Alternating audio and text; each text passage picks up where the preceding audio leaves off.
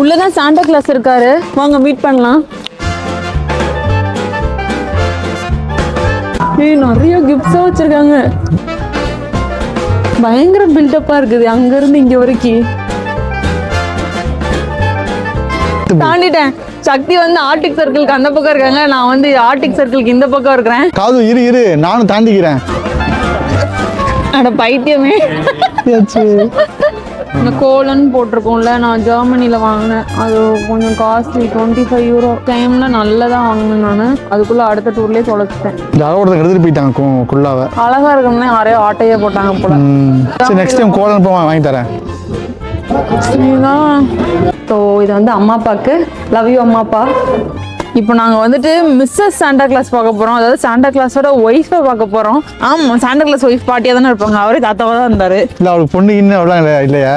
இப்போ பாட்டி தான் பார்க்க போகிறோம். பியூட்டிலாம் இல்லை, வாங்க.